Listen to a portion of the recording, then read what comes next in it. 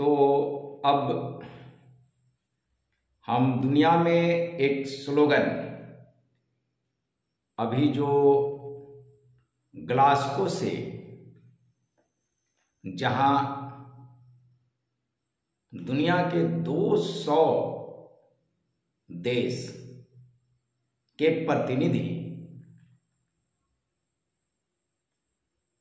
जिस ग्रह पर आप रहते हैं, पृथ्वी पर रहते हैं, उस पृथ्वी को बचाने का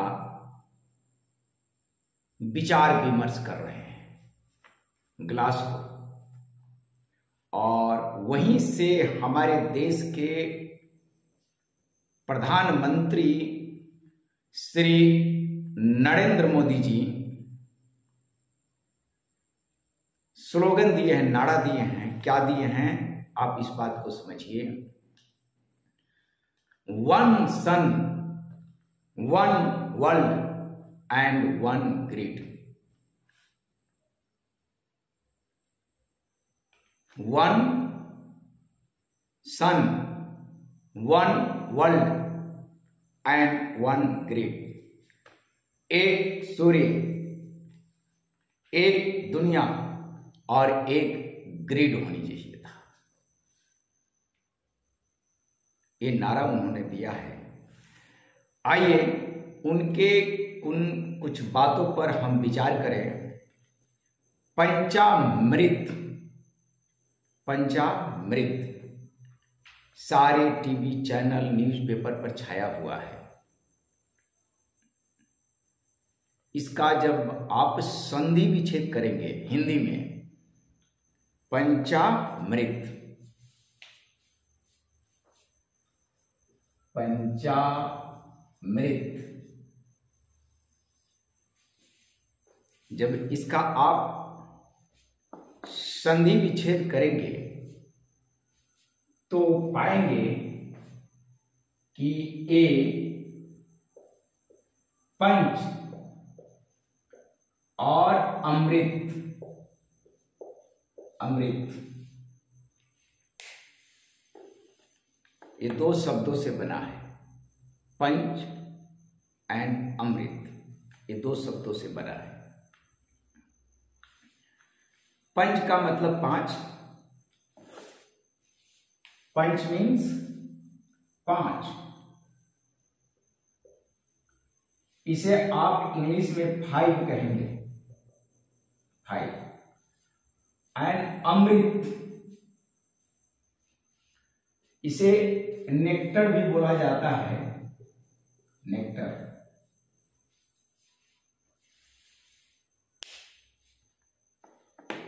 और अमृत तो शब्द है हिंदी, इंग्लिश नेक्टर है। तो आइए अमृत पर हमारे हिंदू पौराणिक शास्त्रों में अमृत को लेकर बहुत बड़ा संघर्ष देवता और दानवों के बीच हुई है। और अमृत ऐसे नहीं मिलता है। समुद्र मंथन, ये बहुत बड़ी स्टोरी है, मैं इस पर जाना नहीं चाहता। बस आप लोग समुद्र मंथन टाइप करेंगे तो आपको बहुत कुछ दिखाई देगा कि देवता और दानव के बीच में समुद्र मंथन से अमृत निकला था। तो हम ये बात की चर्चा इसलिए करना चाहते हैं कि अमृत ऐसे नहीं निकलता है। अमृत सबसे लास्ट में निकला था। अमृत पाने के लिए इंसान को विष यानी जहर यानी पॉइजन, इसका सामना करना पड़ेगा। समुद्र मंथन में सबसे पहले पॉइजन निकला है, विष जहर निकला है सबसे पहले। और देवता दानव भाग गए और उस जहर को देवों के देव महादेव वो पी गए। और जो जहर पी जाते हैं, जो पॉइजन पी जाते हैं, वही शिव कहलाते हैं, महादेव कहलाते हैं। इसीलिए उनका कंठ यहां नीला पड़ गया। जहर इतना पी लिए कि उनका कंठ यहां नीला पड़ गया। इसीलिए महादेव जी को नीलकंठ नाम से भी जानते हैं। तो मेरे मित्रों, अमृत नेक्टर समुद्र मंथन में बहुत सारी चीज निकला, लेकिन सबसे लास्ट में अमृत निकला। और अमृत जो पी लेते हैं वो अमर बन जाते हैं। इसलिए देवताओं और दानव के बीच में बहुत बड़ा संघर्ष हुआ और उसमें एक दानव छुपके से अमृत पी लिए तो भगवान विष्णु सुदर्शन चक्र से उनका गर्दन काट दिए। उनका राहु और केतु कटे हुए दो हिस्से राहु और केतु कहलाए। आइए, एक पौराणिक कथा है समुद्र मंथन। तो आज ग्लास्गो में समुद्र मंथन चल रहा है। ग्लास्गो में समुद्र मंथन चल रहा है कि how to prevent global warming and how to prevent biodiversity. जब तक हम ग्लोबल वार्मिंग से नहीं बचेंगे, जब तक हम air pollution, water pollution, land pollution को खत्म नहीं करेंगे, तब तक हम लोग जिंदा पृथ्वी पर नहीं रह सकते हैं। इसीलिए पंच अमृत, पंचामृत शब्दों का प्रयोग ग्लास्गो में हमारे देश के प्रधानमंत्री जी किए। दो बातों पर चर्चा हुई। पहली बात कि पंच अमृत, पंचामृत पर वो बात किए, और दूसरा उनका था कि छोटे छोटे जो आइसलैंड है, द्वीपीय जो देश है आइसलैंड, और दुनिया के ग्रिड को, मतलब आइसलैंड और वो ग्रिड, इनको जोड़ा कैसे जाए, इस पर मैं एक अलग से वीडियो बनाऊंगा।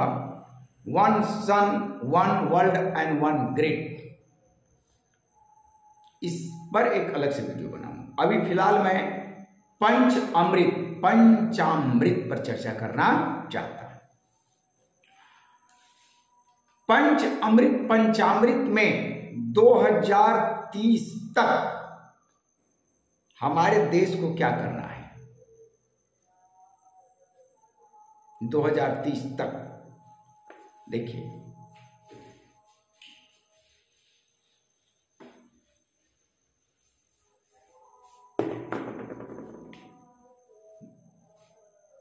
पंच अमृत, पंचामृत, पंचामृत, इसमें रखा गया है टारगेट 2030। क्या लक्ष्य है, इसको आप देखिए। इसमें पहला है पॉइंट है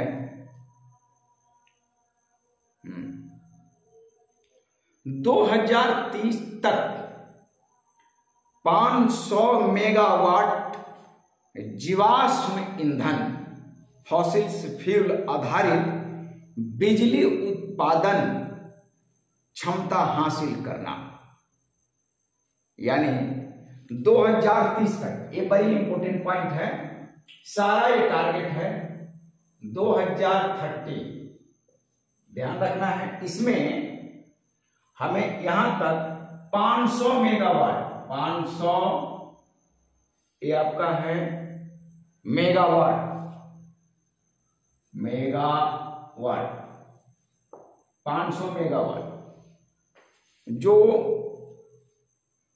इससे जो बिजली जो उत्पादन हो ये करना है 500। ध्यान से समझिएगा बातों को, क्योंकि ये बात बड़ी ही इंपॉर्टेंट है। 500 मेगावाट, बोर्ड पर थोड़ा शाइनिंग ज्यादा दे रहा है, लगता है, हाँ थोड़ा शाइनिंग को कम करना, हाँ ज्यादा लग रहा है।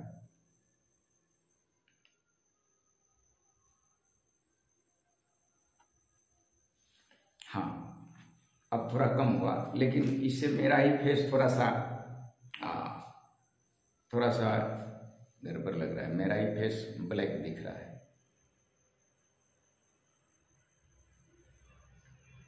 देखिए, और एक फॉसिल्स फ्यूल,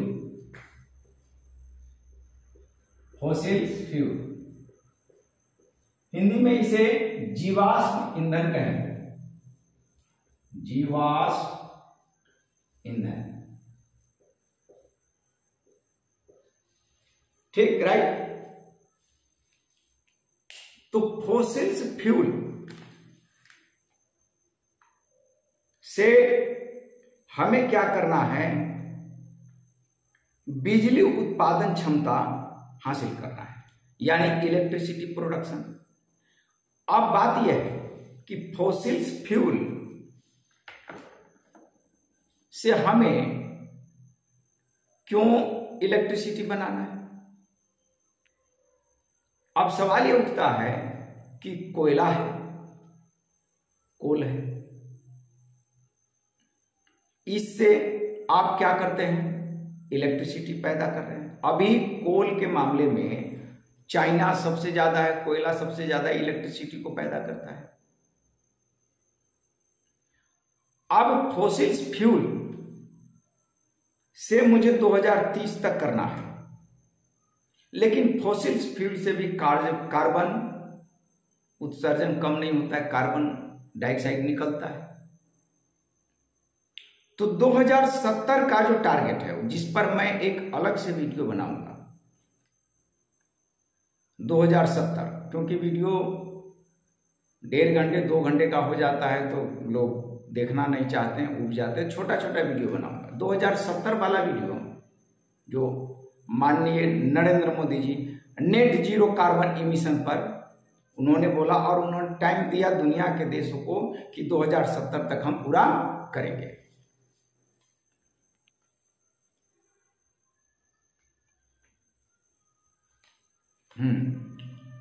अब आप देखिए, तो पहली पॉइंट यह है कि 500 मेगावाट जो इलेक्ट्रिसिटी है, 500 मेगावाट जो इलेक्ट्रिसिटी है,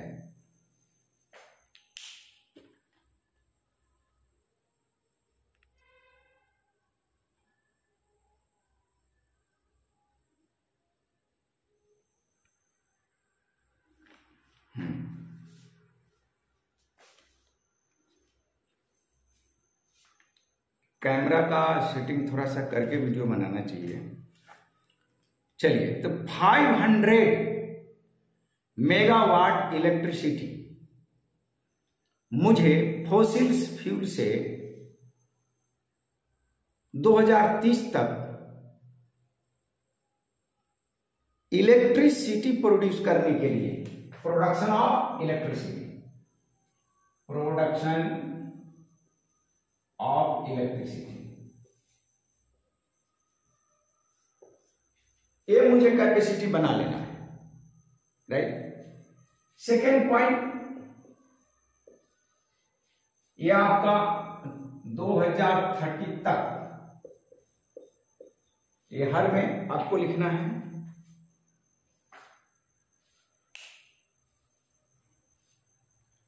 अब एक बहुत ही महत्वपूर्ण बात है कि 2030 तक 50%, 50% जो हमारा एनर्जी है, जो हमारे देश में 50% एनर्जी, 50% टोटल एनर्जी जो कंज्यूम हम लोग करते हैं, राइट। तो 50% ऑफ टोटल एनर्जी, ऐसे लिखिए। तो 50% ऑफ टोटल एनर्जी जो हम अपने देश में कंज्यूम करते हैं, टोटल एनर्जी कंज्यूम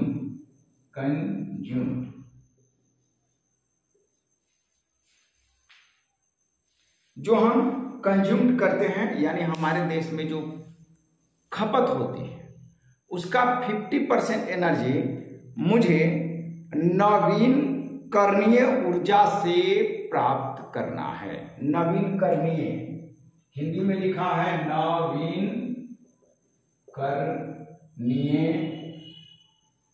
नवीकरणीय का मतलब नवीकरणीय ऊर्जा सोर्स, नवीकरणीय ऊर्जा सोर्स। अब ये नवीकरणीय क्या है, बात को समझिए। 50% नवीकरणीय ऊर्जा सोर्स। अब ये नवीकरणीय ऊर्जा सोर्स है क्या, जो आप नए स्तर पर लाएंगे। अब इसमें है क्या, देखिए, एक तो बड़ी बात है कि जीवाश्म ईंधन है, फॉसिल फ्यूल है, उसको आपको मिनिमाइज कर देना, हटा देना। कार्बन इमिशन उससे ज्यादा है। डीजल पेट्रोल है, उसका यूज आपको धीरे धीरे कम करना है।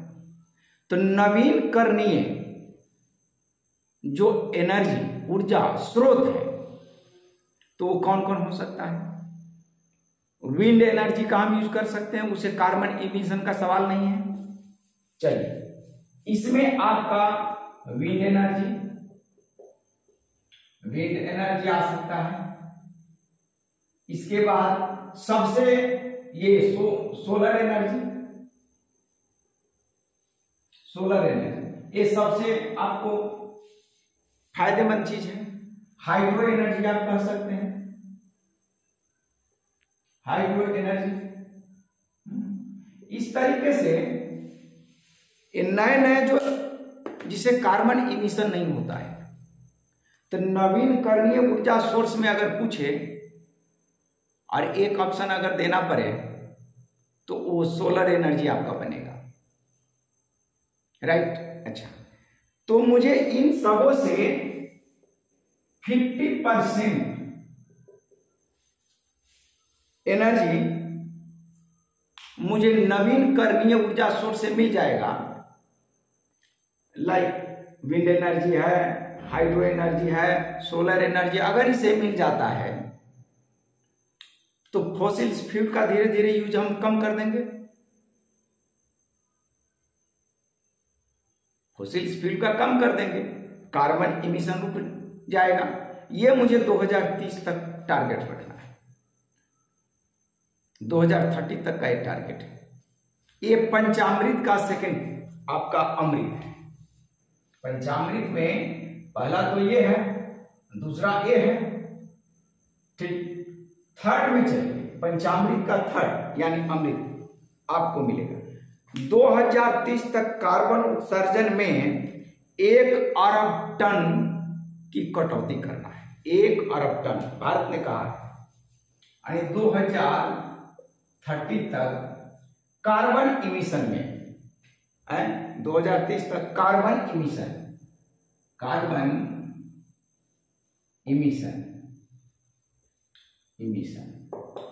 याद रखिएगा।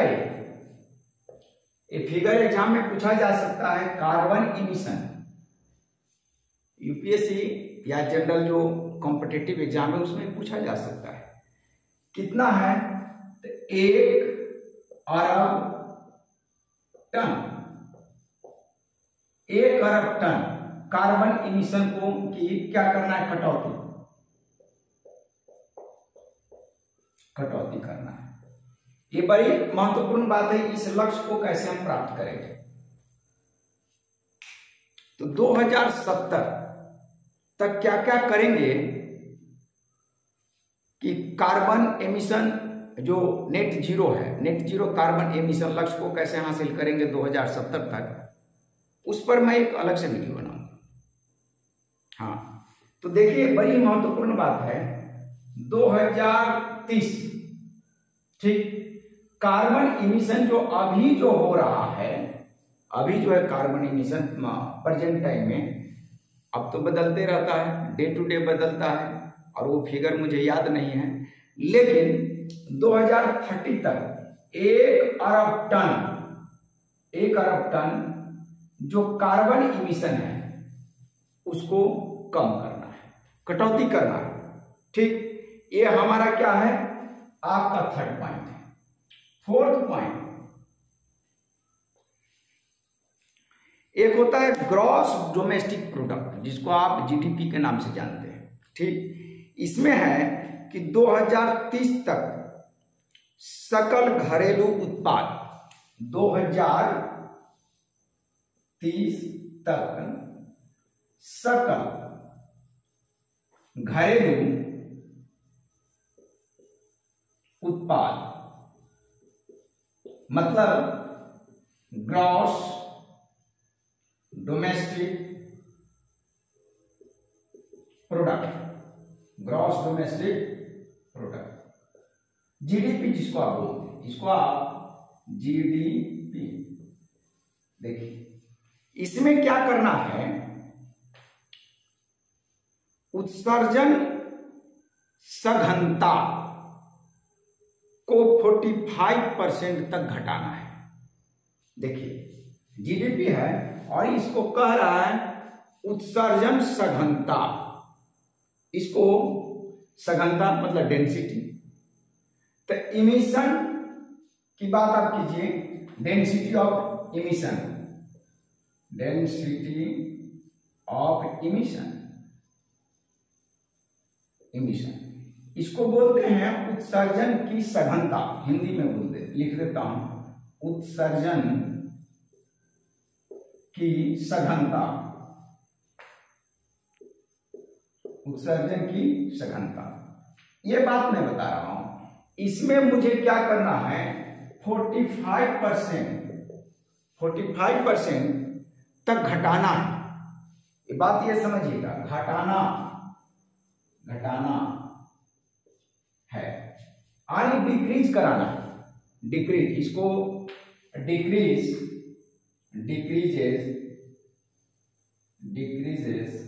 बाय 45% तक इसको घटाना है। पंच अमृत का ये फोर्थ पॉइंट है, बड़ी इंपॉर्टेंट है, और ये सारे चीजों को आपको ये देखना है। अब आप देखिए ये जो है ना जीडीपी, ये जो अभी जो यूज हो रहा है उसका हम 45% तक कम कर देंगे, कब, 2030 तक। और फिफ्थ जो आपका पॉइंट है ये बड़ी इंपॉर्टेंट, ये कह रहा है 2030 तक भारतीय रेलवे को, देखिए 2030 तक भारतीय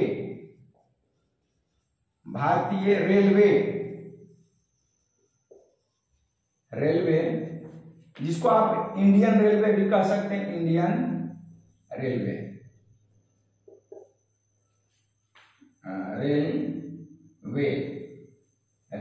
इंडियन रेलवे 2030 तक इंडियन रेलवे जितने भी भारतीय ट्रेन हैं को नेट जीरो उत्सर्जक बनाना है। बड़ी इंपॉर्टेंट बात, इंडियन रेलवे को नेट जीरो उत्सर्जक यानी इमीटर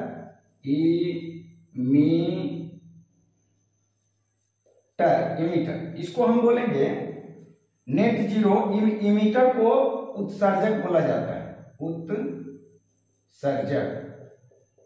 उत्सर्जक बोला जाता है, इमीटर बनाना है।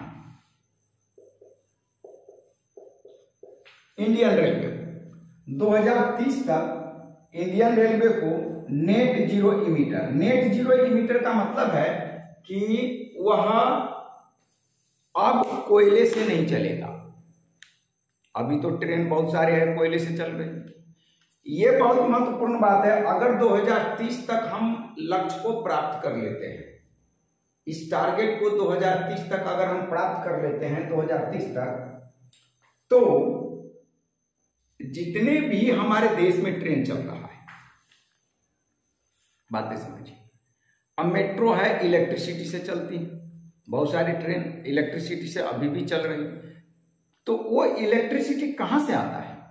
कोयले से आता है। कोयले से हम इलेक्ट्रिसिटी ऑब्टेन करते हैं। और जो आप कोयला से इलेक्ट्रिसिटी निकालते हैं, तो जब भी आप कोल की बात करेंगे तो कार्बन इमिशन तो होना है, कार्बन डाइऑक्साइड तो आएगा।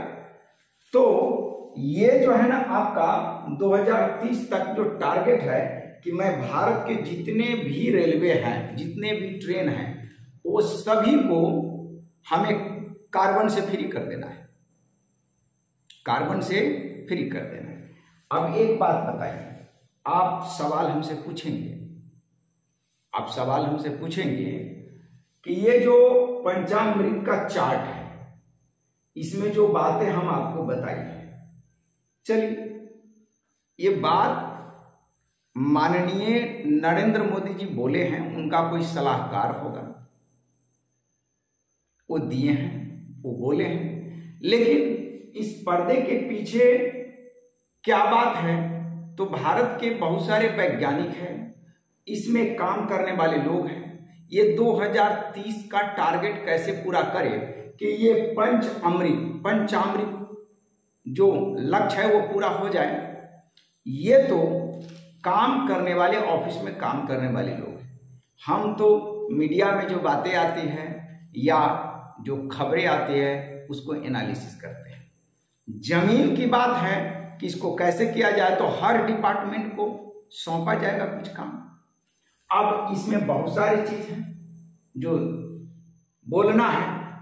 अब हम जो ये पंचामृत पर वीडियो बनाए हैं, इसके बाद सबसे एक महत्वपूर्ण बात है, माननीय नरेंद्र मोदी जी दुनिया के मंच पर ये बात बोले हैं कि 2070 तक हम नेट जीरो इमिशन प्राप्त कर लेंगे।